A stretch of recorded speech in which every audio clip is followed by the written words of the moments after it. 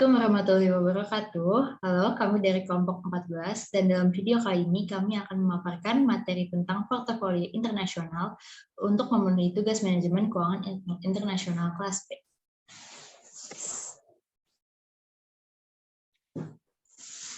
Sebelumnya, saya akan memperkenalkan anggota kelompok 14 terlebih dahulu. Ada saya sendiri, Syalinta Desyantra Putri dengan NIM akhir 209, dan ada rekan saya, Ajeng Sasti Kirana Arya Putri dengan nomor NIM akhir 220.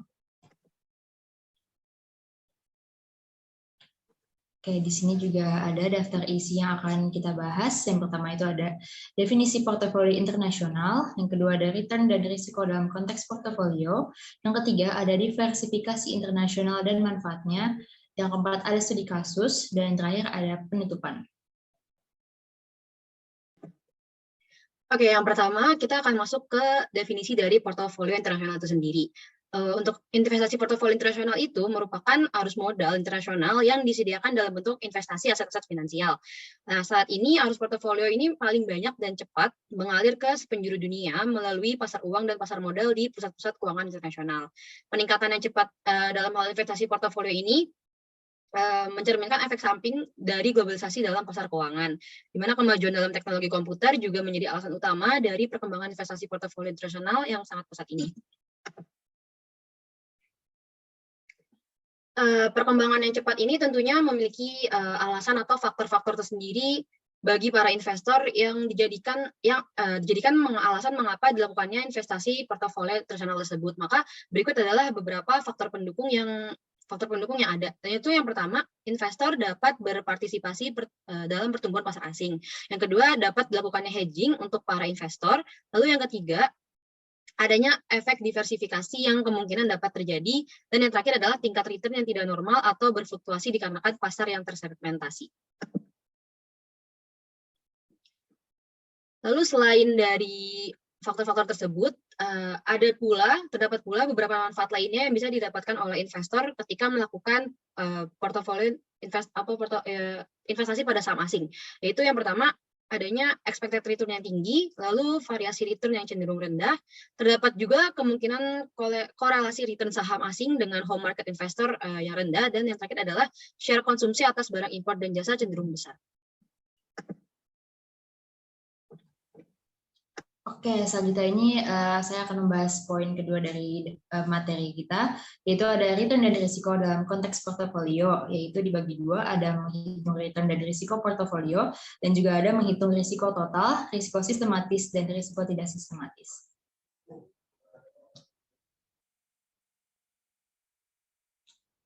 Oke, yang pertama ini ada menghitung return dan risiko portofolio. Menurut Pangestuti, portofolio juga dapat diartikan sebagai kumpulan dari lebih dari satu aset. Perhitungan return untuk suatu portofolio dinilai relatif mudah, tetapi tidak demikian yang menghitung risiko dari suatu portofolio. Cara menghitung return dari portofolio ini dapat dilihat pada rumus berikut. Keterangan ini untuk RP itu return portfolio, untuk W1, W2, dan seterusnya itu adalah bobot dari masing-masing investasi, dan yang terakhir ada R1, R2, dan seterusnya, yang itu merupakan return dari tiap-tiap alternatif investasi.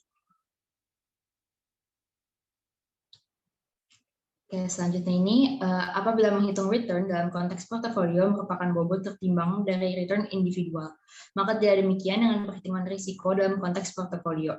Dalam perhitungannya, risiko portofolio melibatkan unsur covariance antara suatu saham dengan saham lainnya, di mana covariance merupakan arah pergerakan dari masing-masing saham yang terlibat.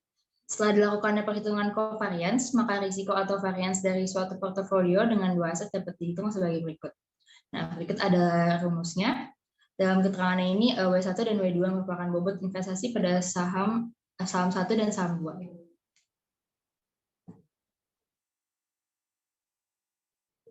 Oke, selanjutnya ini, apabila suatu portofolio terdiri dari N aset, maka risiko dapat dihitung dengan rumus berikut. Untuk keterangan ini, I dan J merupakan aset I dan aset J. Apabila I sama dengan J, maka merupakan varians aset I. Namun, jika I kurang dari dan J lebih dari, maka akan covariance dari aset I dengan aset J. Kemudian selanjutnya ada apabila digunakan data historis untuk menaksir covariance, maka covariance dapat dihitung dengan formula sebagai berikut. Berikut ada rumusnya, dan untuk keterangannya sendiri ini RI, RJ itu ada return saham I dan J dari step observasi. Kemudian RI dan RJ adalah rata-rata return masing-masing saham. Dan kemudian itu ada sigma IJ adalah covariance dari return masing-masing saham. Dan terakhir ada N, yaitu adalah jumlah observasi. Selanjutnya ini risiko portofolio akan sangat bergantung pada covariance return dan saham-saham terdapat dalam portofolio. Jika korelasi antara return saham adalah negatif, maka variance portofolio juga akan berkurang. Berlaku sama apabila korelasi sama dengan 0. Namun apabila korelasi tersebut plus 1 atau lebih dari 1, tidak akan ada sumbangan dari portofolio. Pada umumnya korelasi antar saham adalah 0 dan plus 1. Dengan demikian, secara umum apabila memiliki portofolio dari beberapa saham, maka varians dari portofolio tersebut akan semakin berkurang.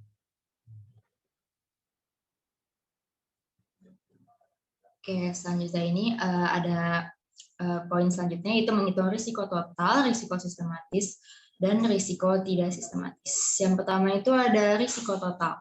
Risiko total ini artinya ada risiko keseluruhan yang merupakan penjumlahan dari risiko pasar dan risiko bisnis yang diwakili oleh pengembalian atau return saham tertentu. Risiko sistematis adalah bagian dari risiko total yang tidak dapat dihilangkan melalui diversifikasi. Berbeda halnya dengan risiko non-sistematis yang merupakan bagian dari total risiko yang dapat dikurangi atau dihilangkan dengan diversifikasi. Oke, selanjutnya ini ada risiko sistematis. Risiko sistematis ini merupakan risiko yang ditimbulkan oleh variabel-variabel yang mempengaruhi harga saham di pasar modal secara bersamaan, seperti inflasi, risiko suku bunga, risiko nilai tukar, mata uang asing, dan risiko non-diversifikasi lainnya.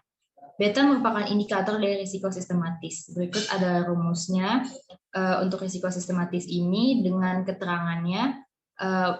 Itu adalah beta portofolio dan juga ada variance return pasar. Dan terakhir ada risiko tidak sistematis. Risiko ini tidak terkait dengan perubahan pasar yang lebih luas dan dapat dikurangi dengan diversifikasi. Risiko bisnis, risiko likuiditas, risiko keuangan, dan sebagainya merupakan contoh dari risiko tidak sistematis.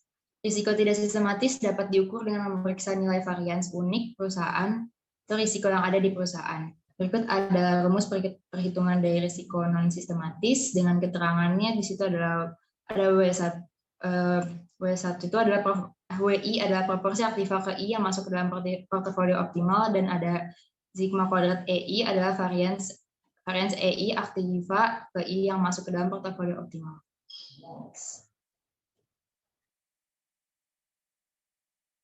Oke, kemudian ada diversifikasi internasional. Di sini ada penjelasan tentang pengertian diversifikasi internasional dan juga manfaatnya.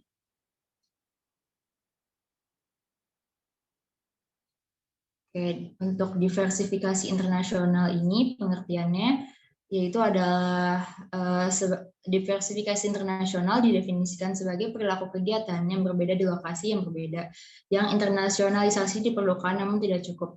Motif pertama untuk diversifikasi internasional seperti yang awal ditekankan oleh Ruckman 1979 dan dalam perspektif keuangan adalah pengurangan risiko atas portofolio lintas lokasi dari aset yang tersebar. Motif kedua untuk diversifikasi internasional adalah penciptaan nilai baru melalui pengembangan struktur interdependen internasional yang menghubungkan bersama berbagai kegiatan yang saling melengkapi. Kemudian ada diversifikasi investasi internasional juga merupakan sebuah proses di mana seorang investor membuat keputusan untuk berinvestasi dalam berbagai jenis aset di berbagai negara, serta kapan dan di mana investasi akan dilakukan. Jika dibandingkan dengan diversifikasi domestik, investor dapat mengurangi total risiko mereka dengan melakukan diversifikasi internasional. Ini dikarenakan sambil mendiversifikasi investasi di sekuritas dalam skala global, investor tidak hanya mendiversifikasi investasi mereka di seluruh benua, tetapi juga di antar negara.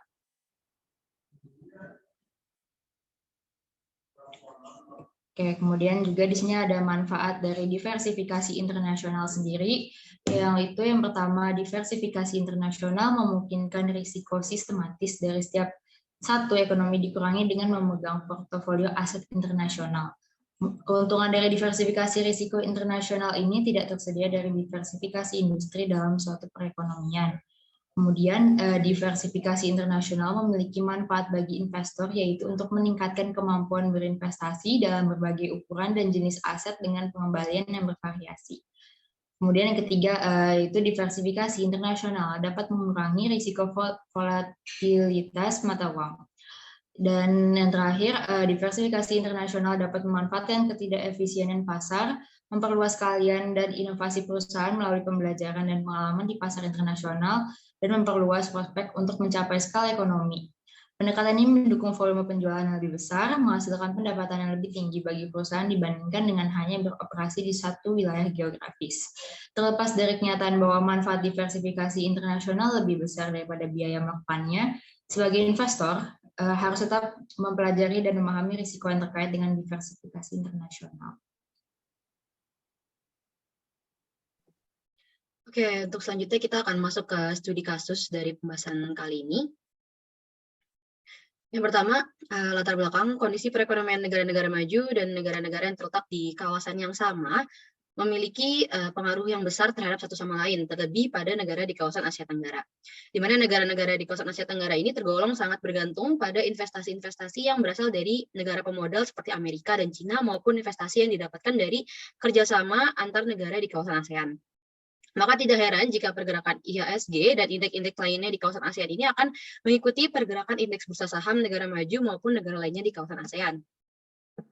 Nah, di mana pada penelitian ini ditekankan pendekatan kointegrasi yang digunakan untuk mengidentifikasi hubungan jangka panjang dari indeks harga saham gabungan 3 negara yang menjadi objek penelitian, yaitu ada Indonesia, Malaysia, dan Singapura. Pada penelitian ini pula akan diuji pergerakan harga saham pada indeks saham ketiga negara guna mencari efek dari perubahan pada salah satu indeks harga saham yang mempengaruhi kedua saham lainnya secara pair case dan multivariate.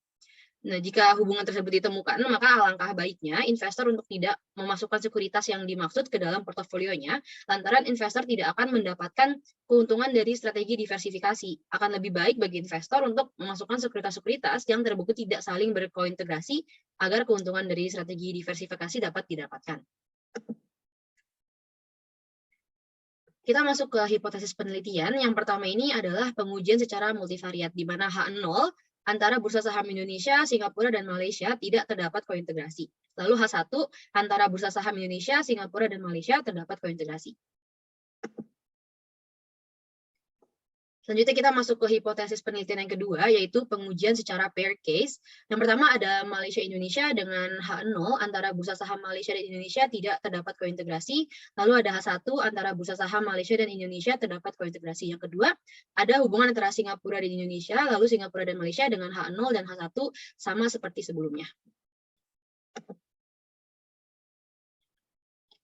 Lalu kita masuk ke hasil dan pembahasan dari penelitian ini. Yang pertama adalah hasil dan pembahasan dari pengujian secara multivariat, di mana hasil perhitungan maksimum eigenvalue lebih kecil dari critical value-nya.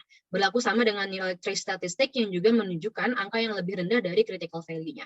Oleh karena itu, dapat dikatakan bahwa di antara pasar modal Indonesia, Singapura, dan Malaysia ini tidak terdapat kointegrasi.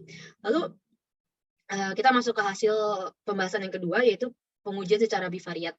Untuk pasar modal Malaysia dan Indonesia, hasil penelitian ini menunjukkan bahwa tidak ditemukannya kointegrasi antara pasar modal Malaysia dan pasar modal Indonesia. Maka dapat dikatakan bahwa dalam jangka panjang, kedua pasar tersebut tidak saling berasosiasi. Ya, pengujian secara bivariat yang kedua ini ada pasar modal Singapura dan Indonesia, di mana hasil penelitian mengatakan bahwa tidak ditemukannya kointegrasi antara pasar modal Singapura dan pasar modal Indonesia. Maka dapat dikatakan bahwa dalam jangka panjang, kedua pasar tersebut tidak saling terkointegrasi. Lalu pengujian secara bivariat yang terakhir adalah pasar modal Singapura dan pasar modal Malaysia.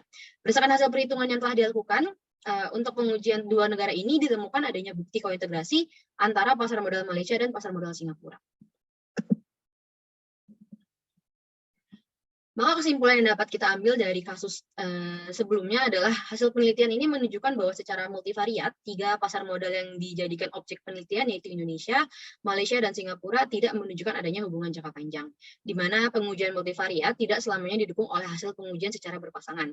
Kebaharuan penelitian ini menunjukkan bahwa pengujian yang lebih spesifik antar 2 pasar modal menghasilkan hasil yang lebih terfokus, sehingga mudah dipahami dan diinterpretasikan oleh investor berhubungan dengan peluang diversifikasi yang tercipta antara 2 pasar modal yang diuji.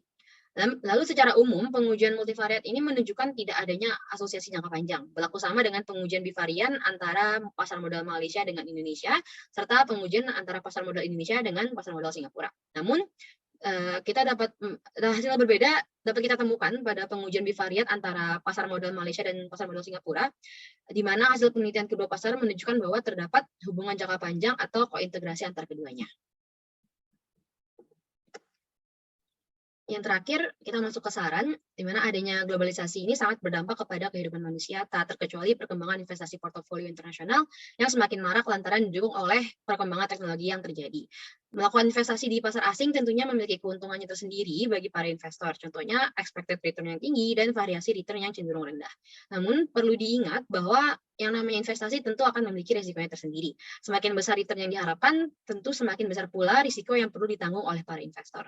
Oleh karena itu, perhitungan return dan risiko yang baik diperlukan oleh para investor guna memastikan bahwa investasi yang mereka lakukan nantinya akan mendatangkan keuntungan yang sesuai dengan harapan masing-masing. Dengan begitu, melakukan investasi pada pasar asing dapat berakhir dengan keuntungan sesuai dengan harapan masing-masing investor.